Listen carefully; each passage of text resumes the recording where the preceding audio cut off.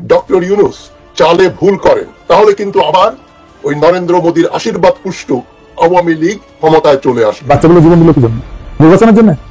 আপনি রোডম্যাপ চাচ্ছেন, বাচ্চাগুলোকে জীবন দিয়েছে রোডম্যাপের জন্য। এই মুহূর্তে যদি একটি নির্বাচন দেন, ফেয়ার নির্বাচন দেন, তাও দেখবেন কি শেখ হাসিনার বিজয় নিশ্চিত হয়ে যাবে। এই ইউনূস সাহেবকে আর বিশ্বাস করা যায় না, তাকে কোনোভাবেই নির্বাচনকালীন সরকারের প্রধান হিসাবে মেনে নেওয়া যায়। ডক্টর ইউনূস মোটামুটি ভালোই বিপাকে আছে। আসসালামু আলাইকুম প্রিয় দর্শক, আশা করি সকলেই অনেক ভালো আছেন।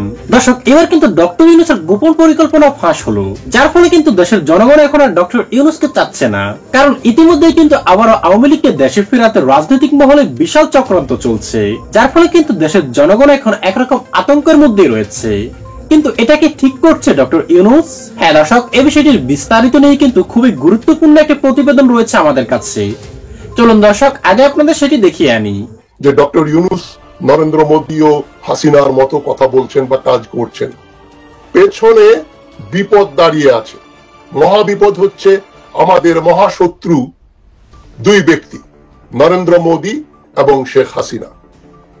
এখন যদি ডক্টর ইউনূস চালে ভুল করেন, তাহলে কিন্তু আবার ওই নরেন্দ্র মোদীর আশীর্বাদ পুষ্ট আওয়ামী লীগ আজ হোক বা কাল হোক ক্ষমতায় চলে আসবে। এই যে 3 থেকে 5 হাজার নিরীহ মানুষ তারা হত্যা করলো, হাজার হাজার ছেলে মেয়ে পঙ্গু, অন্ধ হয়েছে, অনেকে পঙ্গু হয়ে হাসপাতালে পড়ে আছেন, তাদের চিকিৎসার ব্যবস্থা করেছেন সরকার, আজীবন তাদের রক্ষণাবেক্ষণ করবেন, খুবই ভালো কথা। কিন্তু তাদের এই রক্তপাত, তাদের এই আত্মত্যাগ, তাদের এই জীবন বিসর্জন কি আপনারা কি চান ব্যর্থ হয়ে যাক? এবং বারবার ঘুরে ঘুরে ফিরে সারা রাত নৌকা চালিয়ে আবার সকালবেলা দেখবো যে আমরা যে ঘাটে ছিলাম সেই ঘাটেই আছি, কেননা নৌকার দড়ি ওই খোঁটার সঙ্গে বাঁধা ছিল। ওই যদি অবস্থা হয়, গত 53 বছর যাবৎ কিন্তু তাই ঘটছে। আমরা সারা রাত নৌকা চালাচ্ছি, আন্দোলন করছি, সকালবেলা উঠে দেখি রাতে যেখানে ছিলাম সেখানেই আছি। সেটা যেন না ঘটে। আর নয়, এনাফ ইজ এনাফ, অনেক হয়েছে। এখন আর কোনো এক্সপেরিমেন্টের আমাদের অবকাশ নেই। এখন ধর তক্তা মার পেড়ে। মোদী যেটা করবে, হাসিনাকে হয়তো বাংলাদেশে সে কোনোদিন ফেরত দেবে না এবং তাকে ক্ষমতায়ও বসাবে না। কিন্তু যেটা অনেকেই মনে করেন যে হাসিনা খারাপ আর 2-4 জন লোক খারাপ ছিল, আওয়ামী লীগ তো ভালো। এটাই হচ্ছে সবচেয়ে বড় ডাইকটমি। ফ্যাসিস্ট হিটলার বা মুসোলিনি ভালো খারাপ, কিন্তু নাৎসি পার্টি ও ফ্যাসিস্ট পার্টি ভালো। এটা তো জার্মানিতে এবং ইটালিতে ঘটে নাই। বাথ পার্টি ভালো, কিন্তু সাদ্দাম হোসেন খারাপ। সাদ্দাম হোসেনের স্ট্যাচু ভেঙে ফেলে দিলাম, তাকে আমরা ফাঁসি দিয়ে দিলাম, এখন বাথ পার্টি আবার আগের মতো ফিরে আসুক। এই ঘটনা তো ইরাকে ঘটছে না, তবে বাংলাদেশে কেন ঘটবে? ডক্টর ইউনূস বা কেউ কি মনে করেন যে সাদ্দাম হোসেনের অপসারণের চাইতে যে আন্দোলন ছিল, তার চাইতে এই বাংলাদেশ যেটা করে দেখালো পৃথিবীকে, জুলাই আগস্টের যে বিপ্লব, সেটা কি কোনো অংশে কম ছিল? সাদ্দাম হোসেনের চাইতে কি শেখ হাসিনা কম মানুষ হত্যা করেছে? সাদ্দাম হোসেন তো দেশের টাকা চুরি করে নাই। সাদ্দাম হোসেনের দল দেশের টাকা লুট করে বিদেশে পাঠিয়ে দেয় না। এবং ডক্টর ইউনূস কিন্তু বারবার বলেছেন এই ফ্যাসিস্টদের আমরা দেখতে চাই না, ফ্যাসিস্টদের রাজনীতি করার অধিকার থাকবে না। ওখানে আমি আসছি। এখন আবার নতুন সুর শুনছি কেন? এবং সেজন্য আমি মনে করি যে ডক্টর ইউনূসের কণ্ঠে এখন মির্জা ফখরুল ইসলামের স্বর শোনা যাচ্ছে। মির্জা ফখরুল ইসলাম তার কার্যকলাপে, কথাবার্তায় বিতর্কিত হয়েছে। এটা খুবই মাইল্ডলি বললে এটাই বলতে হয়, আমি তাকে কোনো গালাগাল করছি না। মির্জা ফখরুল ইসলাম এখন একজন বিতর্কিত ব্যক্তি। যারা বিএনপি করেন, একনিষ্ঠভাবে বিএনপি করেন, তারাও নিশ্চয়ই আমার কথার সঙ্গে একমত পোষণ করবেন যে মির্জা ফখরুল ইসলাম আন্দোলন করে আন্দোলন তুঙ্গে তুলে দিয়ে হঠাৎ করে চলে গেলেন। আন্দোলনটা ধপাস করে পড়ে গেল, আর আমরা বিএনপিকে দেখলাম না। 1 বছর পরে এসে বলছেন নির্বাচন দাও, আমরা এটা করবো সেটা করবো। এবং আওয়ামী লীগ সম্বন্ধে এবং শাহাবুদ্দিন চুপ্পু সম্পর্কে মির্জা ফখরুল ইসলাম যে বক্তব্যগুলো দিয়েছেন, আমি আপনাদের মাধ্যমে আমি জনাব তারেক রহমান এবং খালেদা জিয়া, যেহেতু উনি এখন আবার ফিরে এসছেন, তাদের কাছে আমি প্রশ্ন করি, আপনারা কি মির্জা ফখরুল ইসলামের এই কার্যকলাপের সঙ্গে একমত?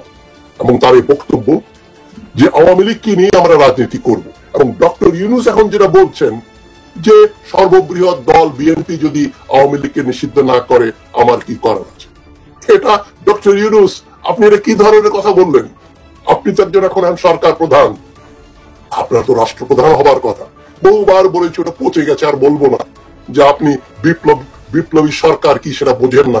আপনি নিজেকে মনে করছেন একজন কি বলে কেয়ারটেকার সরকারের প্রধান, তত্ত্বাবধায়ক সরকার প্রধান। আপনার কাজ হচ্ছে নির্বাচন করা। এই দুঃখ তো রাখার জায়গা নেই ডক্টর ইউনূস। আর জানি না আমার কথা আপনার কাছে পৌঁছায় কিনা, তবে আমার দর্শক শ্রোতাদের আমি বলছি, আপনারা কথাটা পৌঁছে দেন যে ডক্টর ইউনূস, আপনি চুপ্পুকে রেখে দিয়েছেন, চুপ্পুর কাছে শপথ নিয়েছেন। এই কাজগুলো কিন্তু জাতি, ইতিহাস আপনাকে ক্ষমা করবে না ডক্টর ইউনূস। আর এখন আপনি যদি যা বলছেন, এই যে দায়ী ব্যক্তিদের বিচার হওয়ার পরই আওয়ামী লীগকে নির্বাচনে স্বাগত জানানো হবে, এটা কি ধরনের কথা? দায়ী ব্যক্তি কারা? মানে শেখ হাসিনা এবং ওবায়দুল কাদের এবং তার সাঙ্গপাঙ্গই কয়েকশত আওয়ামী লীগার, লক্ষ লক্ষ আওয়ামী লীগার প্রত্যক্ষভাবে মানুষ হত্যা, লুটপাট, মানবাধিকার লঙ্ঘনের ব্যাপারে প্রত্যক্ষভাবে দায়ী। আপনি এটা ঠক বাঁচতে গ্রাম উজাড়ের মতো। আমি তো মনে করি আওয়ামী লীগের কমপক্ষে 10,000 লোক ফাঁসির আসামি, ফাঁসি কাস্টে তাদের বিচার করে ঝুলানোর কথা। যে কোনো বিপ্লবী সরকার তাই করত। ফরাসি বিপ্লবের পরে তাই ঘটেছিল, রুশ বিপ্লবের পরে তাই ঘটেছিল, চীন বিপ্লবের পরে তাই ঘটেছিল। তো এখন আপনার যদি বলেন দোষী ব্যক্তিদের পরেই আপনি অন্যরা নির্দোষ। আওয়ামী লীগ একটা ফ্যাসিস্ট মন্ত্র। মির্জা ফখরুল সাহেব, আজকে যদি আওয়ামী লীগ আবার ক্ষমতায় আসে তাহলে বিএনপির ব থাকবে না। তারা বাংলাদেশে বি উচ্চারণ করলেই তাকে ধরে জেলে দেবে। বিএনপিকে নিষিদ্ধ করে এই মির্জা ফখরুল সাহেব, আপনি সহ হাজার হাজার মানুষকে তারা হত্যা করবে। তাদের সম্বন্ধে বলছেন নির্বাচনে সব দলকে দেখতে চাই। আপনি আপনার দলের কথা বলেন যে আমরা নির্বাচন করব। ফ্যাসিস্ট দলকে নির্বাচন করতে দিতে হবে আবদার কেন? আপনার এটা কি ছেলের হাতের মোয়া? মানে আপনি এ ধরনের অরাজনৈতিক সুলভ কথাবার্তা কেন বলছেন? সরকার ঠিক করবে, ইলেকশন কমিশন ঠিক করবে, পার্লামেন্ট ঠিক করবে, বিচার বিভাগ ঠিক করবে আওয়ামী লীগকে নির্বাচন করতে দেবে না দেওয়া হবে না। এটা আপনি কি বিএনপি কেন করবে? বিএনপি তো ইলেকশন কমিশন না, বিএনপি কোনো সুপ্রিম কোর্ট না, বিএনপি কোনো পার্লামেন্ট না। হত্যা ও নির্যাতনের জন্য দায়ীদের জবাবদিহির পর আওয়ামী লীগকে নির্বাচনে স্বাগত জানানো হবে বলছেন ডক্টর ইউনূস। 21শে নভেম্বরের টাইম ম্যাগাজিন রিপোর্ট করছে। এই সেদিন পরশুদিন আমরা আওয়ামী লীগকে রাজনৈতিক ভাব ক্ষেত্রে মোকাবেলা করব, ডক্টর ইউনূস এখন বলছেন। আমি বলি একটা গণভোট দেন, আওয়ামী লীগকে নিষিদ্ধ করা হবে কি হবে না, এটা আশু প্রয়োজন। ইউনূস বলছেন রাজনৈতিক দলেরা সিদ্ধান্ত নেবে। এটা উদ্ভট, অবাস্তব, একটা ছেলে মানুষের কথা বললেন ডক্টর ইউনূস। এবং ডক্টর ইউনূস আবার বলছেন হাসিনাকে ভারত থেকে ফিরিয়ে এনে তার বিচার করা হবে। ওটা কোনোদিনও হবে না। তবে ওইটা যদি আপনি বলেন ভালো বলেছেন, কিন্তু আমাদের দরকার হাসিনা ফিরে আসুক বা না আসুক, হাসিনার দলকে আমরা নিশ্চিহ্ন দেখতে চাই। আপনি 25শে অগাস্ট ডক্টর ইউনূস আপনি বলেছেন, আপনাকে আমি কোর্ট করছি, আপনি বলেছেন ঢাকা ট্রিবিউন হেডলাইন করেছে 25শে August, no place for Hasina's fascist Awami League in Bangladesh politics for now. Yunus tells Financial Times. বিলাতের ফিনান্সিয়াল টাইমস পত্রিকা আপনি বলেছিলেন আওয়ামী লীগের এখানে ফ্যাসিস্ট আওয়ামী লীগকে বাংলাদেশের রাজনীতির অঙ্গনে কোনো জায়গা নেই।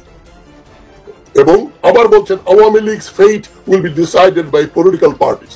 আরে পলিটিক্যাল পার্টি তো না, সরকার, আদালত, পার্লামেন্ট এরা সিদ্ধান্ত নেবে। ডক্টর ইউনূস আপনি রাজনীতির পলিটিক্যাল সায়েন্সের যে কথাগুলো বলার কথা, জানার কথা, সেগুলো আপনি কেন বলছেন না আমি বুঝতে পারছি। আপনি তো ইতিহাসের দৃষ্টান্ত অনুসরণ করে ফরাসি বিপ্লবের মতো, নেপোলিয়নের মতো ক্ষমতা নিলেন না। হিটলার, মুসলিমদের এখন বিচারও করতে চান না। আপনি হাসিনার যে সবচেয়ে প্রিয় ভাজন ব্যক্তি ক্ষমতাধর শাহাবুদ্দিন চুপ্পু, তাকেও সরাবেন না। সে ব্যাপারেও ফখরুল ইসলামের বক্তব্যের সঙ্গে আপনার বক্তব্য হুবহু মিলে যায়। আমি বিএনপির নেতৃবৃন্দকে জিজ্ঞেস করছি, বিএনপির সদস্য সমর্থকদের জিজ্ঞেস করছি যে আপনারা কি এই মন্তব্যের সঙ্গে একমত? শাহাবুদ্দিন চুপ্পুকে সরালে নাকি একটা সাংবিধানিক সংকট হবে বলেছেন মির্জা ফখরুল ইসলাম, এবং তাকে সরানো যাবে না। এবং আওয়ামী লীগকে নিষিদ্ধ করলে নাকি আজ আওয়ামী লীগ নিষিদ্ধ হয়েছে কাল বিএনপি নিষিদ্ধ হবে। এই ধরনের একটা ফালতু কথা, আমি ফালতু শব্দটা ব্যবহার করছি, একটা ফালতু কথা বললেন মির্জা ফখরুল ইসলাম। আর তার সঙ্গে এখন অন্যভাবে তাল মেলাচ্ছেন ডক্টর ইউনূস, যে রাজনৈতিক দলটা স্বীকার করুন, বিচার করুন, সিদ্ধান্ত নেবে। রাজনৈতিক দল সিদ্ধান্ত নেয় না, রাজনৈতিক দলের দ্বারা যে সরকার গঠিত হয় তারা সিদ্ধান্ত নেয়। এখন তো সরকার আপনার, আপনি যদি আওয়ামী লীগকে বৈধতা দিয়ে নির্বাচন করতে যান, নির্বাচনে তাদের আসতে দেন, নির্বাচনের পরে আপনার সরকার তো থাকবে না, যে নির্বাচিত সরকার বাংলাদেশে আসবে সেই সরকারের বাপের ক্ষমতা হবে আওয়ামী লীগকে নিষিদ্ধ করা। তখন কি বিএনপি মনে করেন বিএনপি সরকার গঠন করলো, আপনার মত অনুযায়ী সর্ববৃহৎ দল বিএনপি ইচ্ছা করলেই আওয়ামী লীগকে নিষিদ্ধ করতে পারে। ধরেন আগামী বছর নির্বাচন হলো, নির্বাচনের পরে বিএনপি নিরঙ্কুশ সংখ্যাগরিষ্ঠতা নিয়ে বিজয় লাভ করলো এবং আওয়ামী লীগও সেই নির্বাচনে অংশগ্রহণ করে 20-25টা সিট পেল। তারপরে কি মির্জা ফখরুল ইসলাম বা যে তখন প্রধানমন্ত্রী হন বাংলাদেশের, তারেক রহমান প্রধানমন্ত্রী বা প্রেসিডেন্ট, উনি বা তারা কি ইচ্ছা করলে এখন বলবেন হ্যাঁ এখন বিএনপি আওয়ামী লীগ নির্বাচন করেছে, এখন আমরা মনে করছি তাদেরকে আমরা বেআইনি ঘোষণা করি? লজিকে আসেন ডক্টর ইউনূস। রাজনৈতিক দল কোন দলকে নিষিদ্ধ করতে পারবে না। তখন যদি বিএনপি সরকার যদি বলে আমরা আওয়ামী লীগকে নিষিদ্ধ করব, তখনই সুপ্ত আওয়ামী লীগ মোদির আশীর্বাদে মেশিন গান নিয়ে রাস্তায় নামবে, অস্ত্র শস্ত্র নিয়ে তারা কাউন্টার রেভলিউশন করে ভারতের মাধ্যমে ক্ষমতায় আসবে। ভারত হাসিনার অপসারণ, আওয়ামী লীগের অপসারণ কোনোভাবেই মেনে নেয়নি, নেবেও না। এই আপনি বলেন ডক্টর ইউনূস, আপনি নিজেই বলেছেন আওয়ামী লীগ একটা ফ্যাসিস্ট পার্টি। আপনি কি এখন বিশ্বাস করেন না যে আওয়ামী লীগ একটা ফ্যাসিস্ট দল, সুযোগ পেলেই সাপ তাদের ছোবল মারবে? এটা কি ধরনের কথাবার্তা বলছেন আমি বুঝতে পারছি না। আপনার কি ভেমরতি ধরেছে? আপনার যে কাজগুলো আপনি ভালো কথা বললে আমি সমর্থন করি, এগুলো কিন্তু আপনি খুবই অনভিপ্রেত অবাঞ্ছিত কথাবার্তা বলছেন। আওয়ামী লীগ ফ্যাসিস্ট পার্টি কিন্তু নির্বাচন করতে পারবে, আপনি সেদিন বললেন করতে পারবে না। জনগণ তো বিভ্রান্ত, আমিও বিভ্রান্ত। আপনি কি মিন করছেন, কোনটা মিন করছেন? আপনি আজকে বলছেন এক কথা, কালকে বলছেন এক কথা। ডক্টর ইউনূস, আপনি আপনার বক্তব্য প্রত্যাহার করেন এবং ইতিহাসকে তার নিজের গতিতে চলতে দিন। এবং মির্জা ফখরুল সহ বিএনপি নেতৃবৃন্দকে বলছি, ফ্যাসিস্ট পার্টিকে সঙ্গে রেখে নির্বাচন করার আপনাদের কোনো অধিকার নেই। এবং ফ্যাসিস্ট পার্টিকে বৈধতা দিলে এই যে হাজার শহীদের রক্ত বৃথা গেল, তাদের প্রতি অবমাননা, তাদের অপমান করা হবে। তো প্রিয় দর্শক বন্ধুরা, ভিডিওটি দেখার পর আপনার কি মনে হয়েছে কমেন্ট করে জানিয়ে দিন ভিডিওতে আলোচিত বিষয়গুলো সম্পর্কে আপনার মূল্যবান মতামতটুকু।